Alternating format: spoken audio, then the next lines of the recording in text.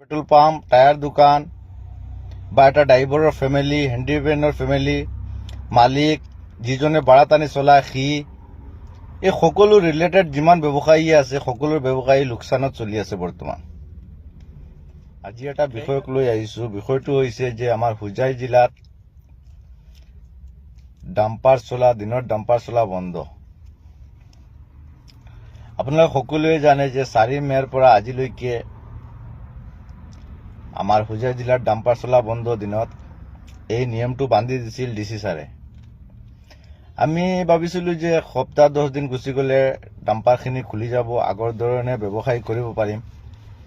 কিন্তু এতিয়া দেখিছো সেয়া কিন্তু হোৱা নাই। আৰু কি হৈছে, আমাৰ অলৰেডি সকলোৰে দুটা এটা EMI লেপছ আছে। আৰু এই 2 মাহত আৰু দুটা লেপছ হৈ গৈছে সকলোৰ। এতিয়া দেখিছো ফাইনেন্সে গাড়ীখিনি টানি নিয়াৰ সময় হৈ গ'ল। আৰু এই ডাম্পাৰৰ লগত ৰিলেটেড যিমান ব্যৱসায়ী আছে সকলো ব্যৱসায়ী 2 মাহৰ পৰা ডাঙৰ এটা লোকচানৰ সন্মুখীন হ'ব লগা হৈছে। ডাম্পাৰৰ লগত ৰিলেটেড আপোনালোকে চাওক, পেট্ৰল পাম্প, টায়াৰ দোকান বা এটা ড্ৰাইভাৰৰ ফ্যামিলি, হ্যান্ডিম্যানেৰ ফ্যামিলি, মালিক, যিজনে ভাড়া টানি চলায় সি, এই সকলো ৰিলেটেড যিমান ব্যৱসায়ী আছে সকলো ব্যৱসায়ী লোকচানত চলি আছে বৰ্তমান।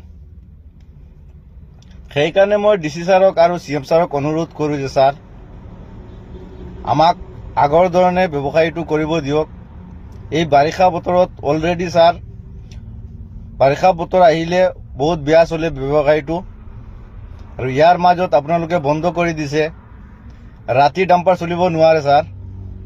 ৰাতি 10টা-11টাৰ পিছত ক'ত মাল নি পেলাব, কেনেকুৱা কি ব্যৱসায় কৰিব। সেইকাৰণে ডাম্পাৰ চলাৰ সময়টো দিনত পাৰফেক্ট হয়, ৰাতি চলিব নোৱাৰে। সেইকাৰণে মই বিনম্ৰভাৱে অনুৰোধ কৰি আছো ছাৰ, আমাক আগৰ ধৰণৰ ব্যৱসায়টো কৰিব দিয়ক, নহ'লে চব গাড়ী ফাইনেন্সে টানি নিয়াৰ সময় হৈছে ছাৰ।